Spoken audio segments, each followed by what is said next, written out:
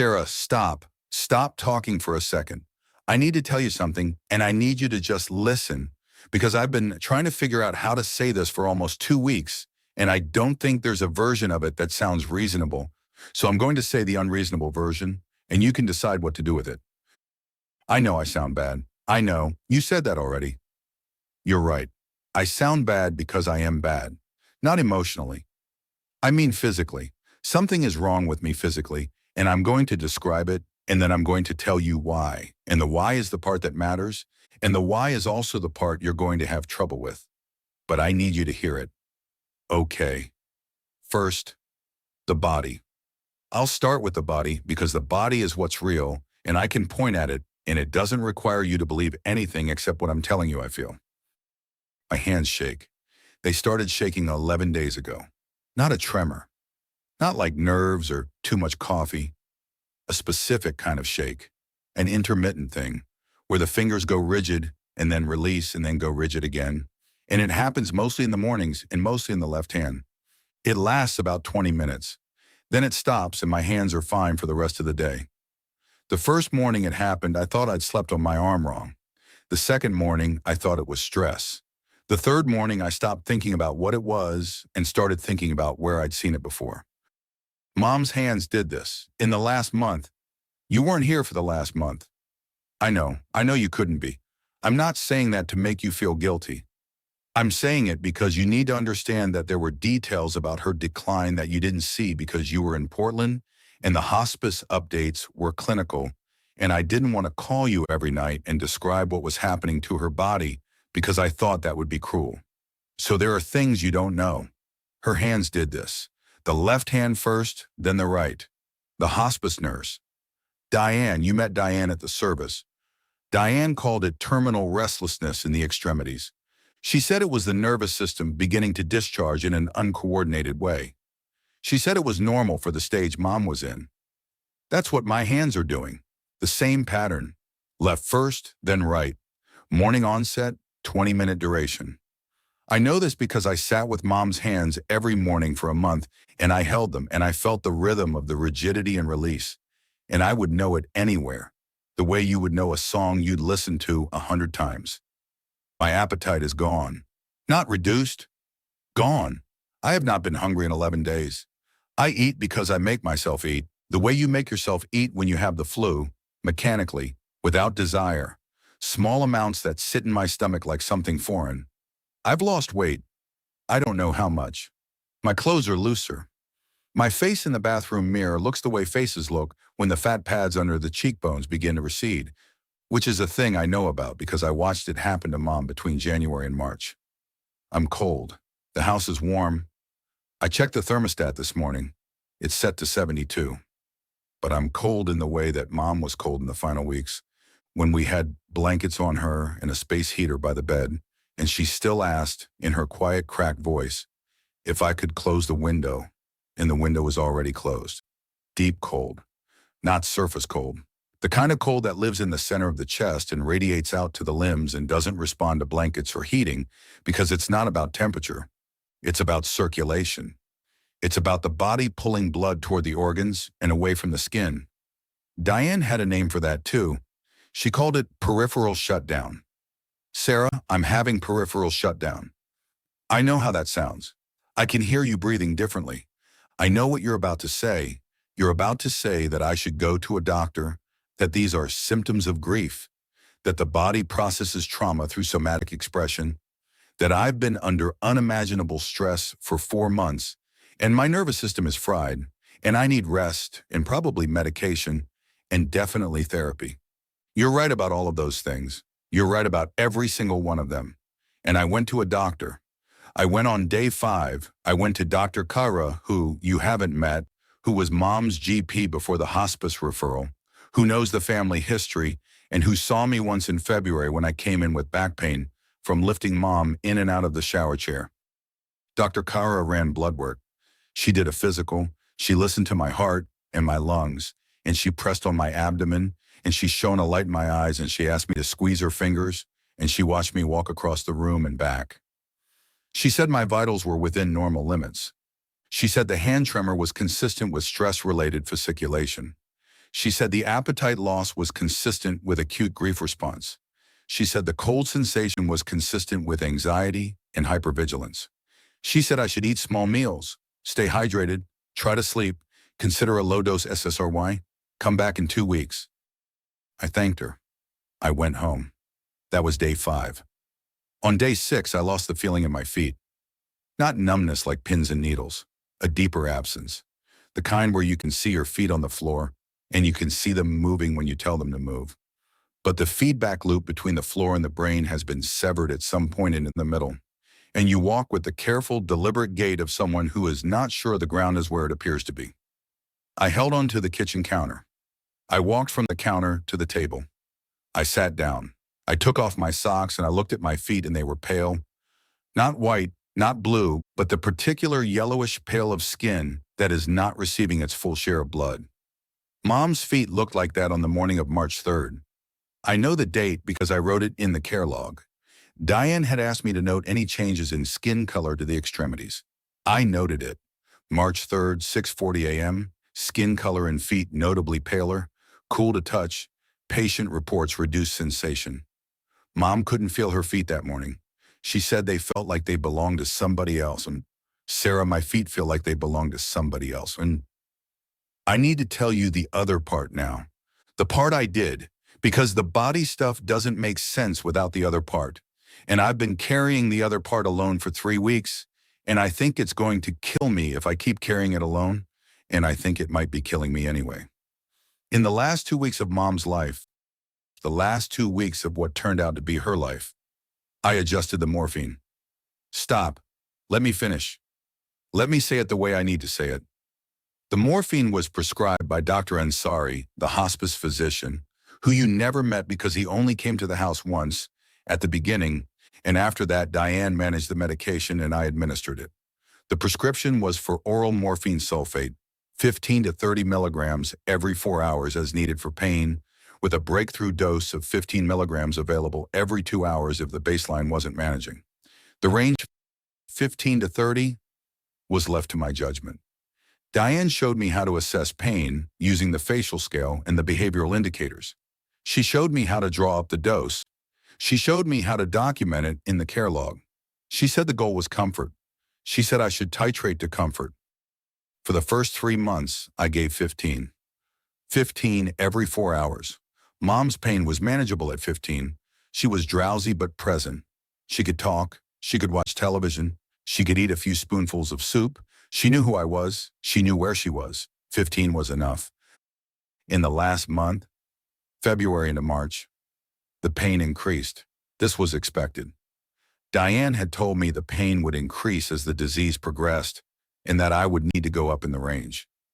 I went to 20. Mom stabilized at 20 for about a week. Then the pain increased again and I went to 25, then 30 with breakthrough doses of 15. At 30 with breakthroughs, Mom was no longer present in the way she had been. She slept most of the day. When she was awake, she was confused, not agitated, not in distress, just confused. She asked for people who were not in the room. She asked for her mother. She asked for Dad, who had been dead for 9 years. She asked for you. She asked for you a lot, Sarah. I did not call you when she asked for you because by the time I would have called and you would have answered and we would have discussed whether you should fly out, the window would have closed. She asked for you in moments, brief, lucid moments between long stretches of sleep. The moments were not long enough for a phone call. They were barely long enough for a sentence. She would say your name and then she would be gone again, and I would sit there holding her hand, and the hand would do the tremor thing, the rigidity release pattern, and I would wait. This was the worst part. I want to say that clearly. The worst part was not the dying. The worst part was the waiting. The dying was a thing that was happening, like weather, like a season moving through the house. The waiting was a thing I was doing. I was the one waiting. Mom was not waiting. Mom was wherever she was, behind her closed eyes, with her mother and with Dad and with you. And I was in the chair next to the bed, and I was waiting. And the waiting was, I don't have a better word for this. The waiting was a room I was locked in. The waiting was the dimensions of my life. 15 milligrams every 4 hours, 20, 25, 30, breakthrough, chart it, log it, clean her, change the sheets, hold a cup of water to her lips, hold the straw, angle the straw, wipe her chin, wait. Do you understand what I'm telling you? I'm not telling you I wanted her to die. I'm telling you the waiting became unbearable, and I could not distinguish, at 4 in the morning, in the dark, in the chair, between wanting the waiting to end and wanting her to end. They had become the same thing, the same door. And the morphine was the key, and the key was in my hand, and the range was 15 to 30, and I had already reached 30, and there was nowhere else to go inside the range. Except that there was. Because the range was 15 to 30 for the baseline dose, and 15 for the breakthrough, and the breakthrough was available every 2 hours. And the question I started asking myself, not all at once, not as a decision, but as a slow gravitational thing, the way water finds a crack. The question was, what if I gave the baseline at 30 and the breakthrough at 15 every 2 hours, consistently around the clock, without waiting for the pain to present? What if I stopped titrating to comfort and started titrating to unconsciousness? It was within the range. Diane would not have flagged it. The documentation would show 30 baseline plus 15 breakthrough, which was the maximum of the prescription, administered every 2 hours around the clock. It was technically within the prescribed parameters. It was the top of the window at the highest frequency. I started on March 5th. I did not make a conscious decision to start. I am going to say that again because it matters. I did not decide. I was sitting in the chair at 4 in the morning, and Mom was making the sound. The small, airless, effortful sound that she made when the pain was present even through the sedation. The sound that was not a moan and not a cry, but a kind of constant low exhalation, like the sound a house makes when the wind finds a crack under the door. And I drew up the breakthrough dose and I gave it to her. And the sound stopped, and she slept. And 2 hours later, she was making the sound again, and I gave it again, and I kept giving it. And by the end of the day, I had given her 6 breakthrough doses on top of the baseline. And the care log showed it clearly in my handwriting. And Diane came the next morning and looked at the log and said, "She's needing more breakthroughs. The pain is escalating." That's consistent with where she is. Diane did not flag it. Diane normalized it. And I let her normalize it because the normalization was the permission I needed to keep going. I gave 30 plus 15 every 2 hours for 11 days. On March 16th, Mom died. The hospice team's projected timeline, based on the disease progression and her functional status in late February, had been end of March to early April. She died 2 weeks early. I say she died, and not I killed her, because I do not know medically whether the morphine was the cause of death or whether the disease would have taken her on March 16th regardless. I am not a doctor. I do not have the training to make that determination. The death certificate says the disease. The hospice paperwork says expected death in the course of terminal illness. Nobody questioned it. Nobody investigated it. Diane came to the house and confirmed the death and called the funeral home and hugged me and said I had done a beautiful job caring for my mother. And I accepted the hug, and I did not say anything about the 11 days of maximum dosing. And she left, and the funeral home came, and they took Mom's body, and I was alone in the house. Sarah, I have been telling myself for 3 weeks that what I did was mercy, that the morphine was prescribed, that the range was the range, that comfort was the goal and I achieved it, that 11 days of maximum dosing is a thing that happens in hospice care, and that nobody, not Diane, not Dr. Ansari, not the hospice agency, considered it abnormal.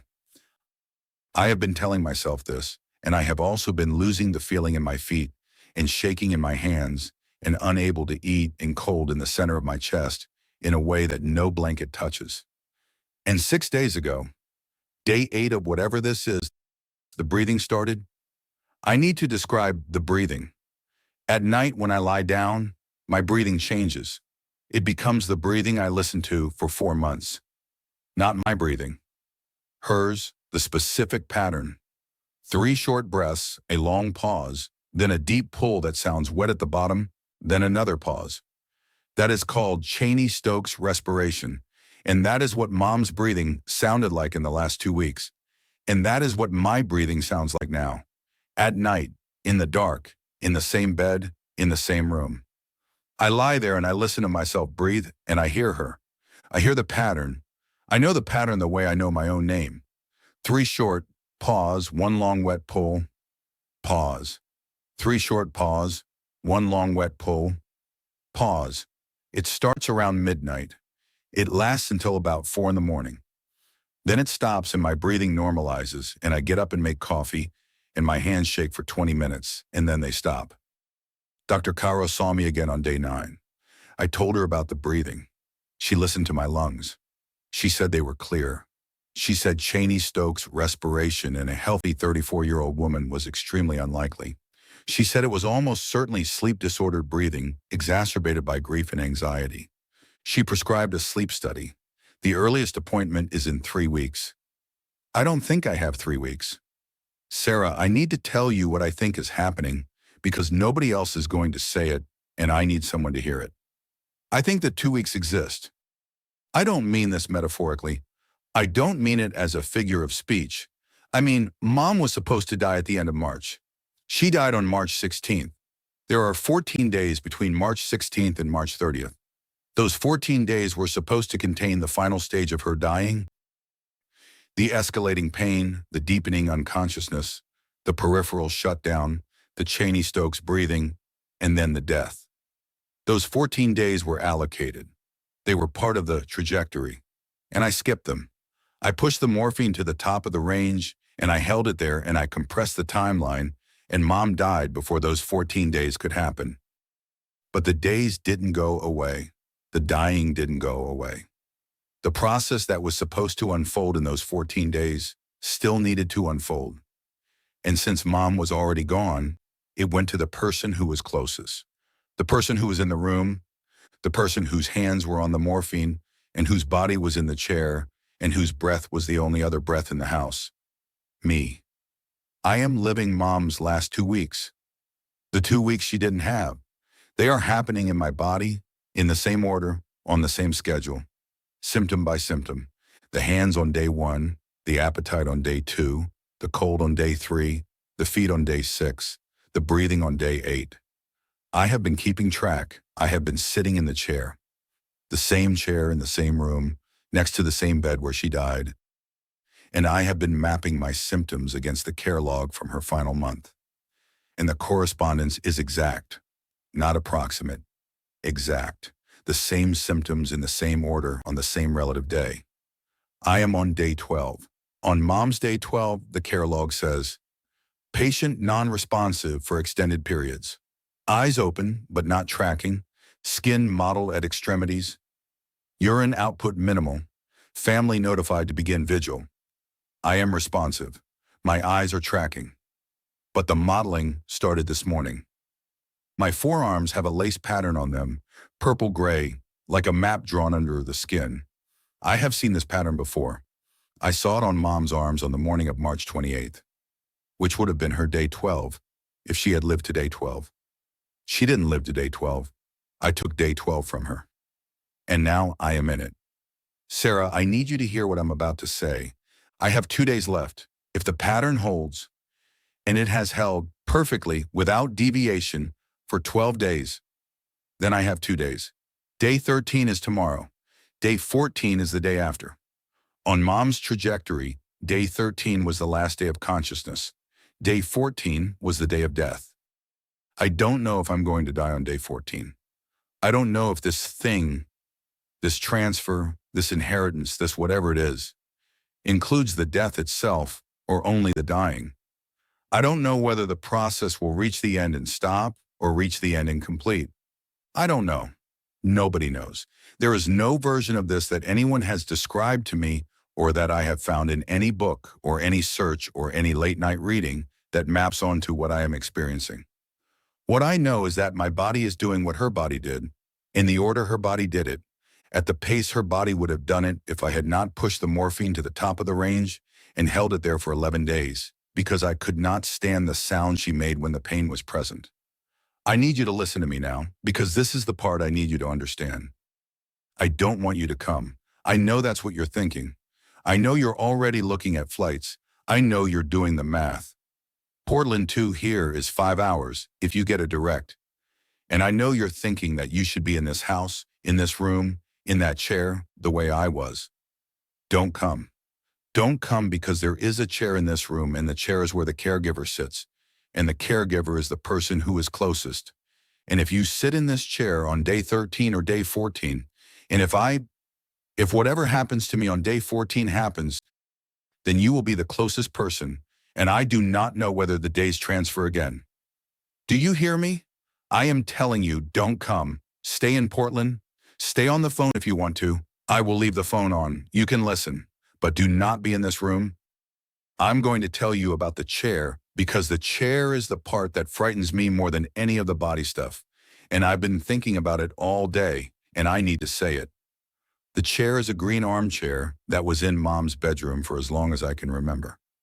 Dad used to sit in it and read. After Dad died, Mom used to sit in it and watch television. She moved the TV into the bedroom, you remember? You said it was depressing, and she said it was cozy. When the hospice bed went in, the green chair stayed. It was in the corner, next to the bed, on the left side. I sat in it for 4 months. When the hospice bed was picked up after the funeral, I moved the green chair to where the bed had been. I don't know why I did this. I'm going to say that again. I don't know why. It was not a decision I made consciously. I moved it the way you put a glass back in the cupboard, automatically, because your hands know where things go. The chair went to where the bed had been. It faces the window now instead of facing the bed because there is no bed. Since the body stuff started, I have been sitting in the chair. Not all day, not obsessively, but in the mornings when the shaking happens, I sit in the chair. In the evenings when the cold is worst, I sit in the chair with a blanket. At night before I lie down, I sit in the chair. I realized 2 days ago that I am sitting where she died. The chair is in the exact spot where the hospice bed was. The position, the compass orientation, the distance from the window, the angle to the door is the same. When I sit in the chair, I am sitting where her body was when it stopped. And I think, this is the part that frightens me. I think I moved the chair there because the process needed me to be in that spot. I think the 14 days needed a body in the right location. I think I put myself there the way I put the morphine to the top of the range.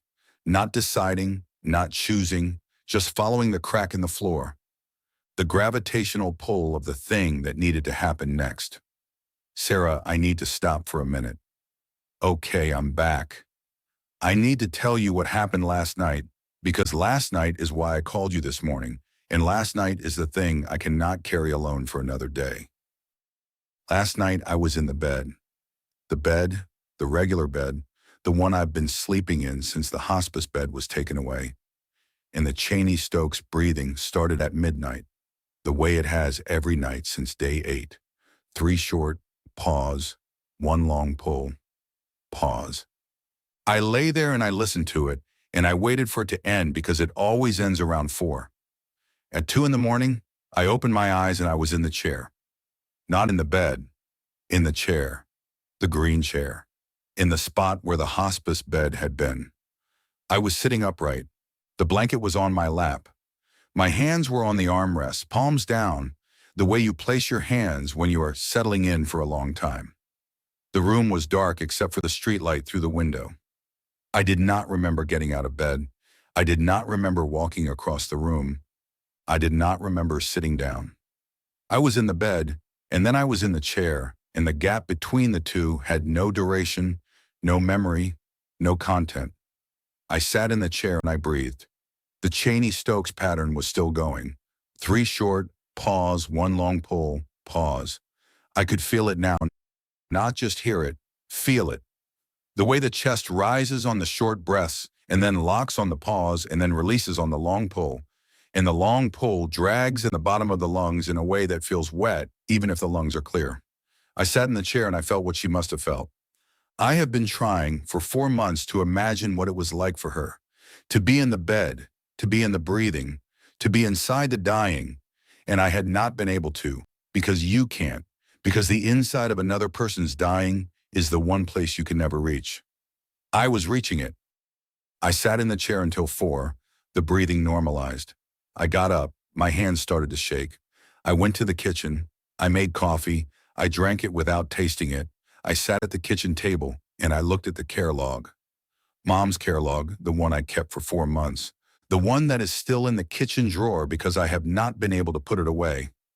And I read the entry for day 12. Patient non-responsive for extended periods. Eyes open, but not tracking. Skin mottled at extremities. Urine output minimal. Family notified to begin vigil. I looked at my forearms. The modeling was there. The lace pattern, the purple-gray mapping under the skin. I pressed my thumb into the pattern on my left forearm, and the skin went white under the pressure and stayed white for almost 4 seconds before the color came back. In a healthy person, capillary refill is under 2 seconds. 4 seconds is the refill time of someone whose circulation is beginning to centralize. I called you at 7:15 this morning. You didn't pick up. I left a message. I said, call me when you can. You called me back at 8, and now we're here. Sarah, I want to tell you something about the morphine, and then I want to tell you what I need from you. The morphine is still in the house. Diane told me at the time of death that the remaining morphine needed to be disposed of properly. The protocol is that the hospice nurse witnesses the destruction. You pour it down the drain, both of you present, and the nurse documents it. Diane and I were supposed to do this the morning after the funeral. Diane came. I told her I had already done it. I hadn't done it. The morphine is in the medicine cabinet in the bathroom. The bottle is half full. The syringe is in the drawer with the log. I have not touched it since March 16th. I have not opened the cabinet. I have not looked at it. But I know it's there, and I want to tell you it's there, because I think you should know it's there. And I think the reason I didn't let Diane destroy it is the same reason I moved the chair to the spot where the bed was, which is the same reason I sit in the chair every morning and every evening, which is the same reason I am on day 12 and not on day 1. The process is happening because I am letting it happen, or the process is happening and I am unable to stop it, or the process is happening and I am the process. I cannot tell which of these is true. I don't know whether the days would stop if I left the house. I don't know whether the symptoms would end if I moved the chair. I don't know whether the Cheney-Stokes breathing would stop if I slept somewhere else. I don't know these things because I have not tried any of them. And the reason I have not tried them is that trying them would mean leaving. And leaving would mean stopping. And stopping is the thing I could not do when she was alive, and it is the thing I cannot do now that she is dead. Sarah, you asked me on the phone just now, before I started all of this. You asked me what I need. Here is what I need. I need you to call the hospice agency tomorrow morning and tell them the morphine was not destroyed. I need you to tell them it's in the medicine cabinet in the upstairs bathroom and that it needs to be collected. I am not going to call them because I don't know what I'm going to be tomorrow. Tomorrow is day 13. I don't know what day 13 looks like from the inside. I need you to not come to the house. I said this already, but I'm saying it again. Do not come. If something happens to me on day 14, if the pattern completes, do not be in this room. Call someone. Call an ambulance. Call Diane. But do not sit in this chair. And I need you to know that I'm not sorry. I want to say that clearly because you're going to wonder after whether I was sorry, and the answer is no. I am not sorry I pushed the morphine. I am not sorry she died on March 16th instead of March 30th. Those 14 days would have been 14 days of pain, of the sound, of the dying that was already complete in every meaningful way, except the body. I shortened the body. I gave the body permission to stop before it was scheduled to stop. I did this out of love and exhaustion, and I would do it again. What I am sorry about, and this is different, this is a completely different kind of sorry, is that I did not understand that the days would have to go somewhere. I did not understand that time has weight. I did not understand that you cannot cut 14 days out of a dying and leave a clean edge. The edge bleeds. The days leak out of the cut, and they pool in the nearest vessel, and the nearest vessel was me because I was in the chair. I was in the room. I was the one with my hands in it. I want to say one more thing, and then I think I need to stop because the cold is very bad right now, and I want to sit in the chair for a while before it gets dark. The thing I want to say is about the sound, Mom's sound. The low constant exhalation, the one I described to you, the one that sounds like wind finding a crack under the door. I said I couldn't stand it. That's true. I couldn't stand it, and that is why I pushed the morphine, and that is the mechanical cause of everything I have described to you today. Last night in the chair, at about 3 in the morning, between the Cheney-Stokes breaths, I heard myself making a sound. A small sound, an exhalation. Constant, low, airless. Not a moan, not a cry, the sound of air moving through a body that is no longer fully directing the movement. Her sound. I was making her sound. I heard it and I thought, oh, so this is what it was. This is what the sound was. From the inside, the sound is not pain. From the inside, the sound is the body breathing below the level of your control, the way the heart beats below the level of your control. It is not chosen. It is not suffered. It is simply the sound of the mechanism running down. And from the inside, it is no more distressing than the hum of a refrigerator in a kitchen at night. She was not in pain when she made that sound. Or the pain was there, but the sound was not the pain. The sound was separate. The sound was just the body. And I spent 4 months unable to distinguish between the sound and the suffering. And I pushed the morphine because I could not stand the sound. And the suffering I thought I was ending was my own. I need to stop now. Sarah, the phone will be on. I'll leave it on the table next to the chair. If you hear me breathing tonight, that's the Cheney-Stokes. Don't be scared of it. From the inside, it's not what you think. If I don't pick up tomorrow, call Diane. Her number is in Mom's care log in the kitchen drawer. Tell her about the morphine. Tell her about the chair. Don't come. I love you, and I know I don't say it enough.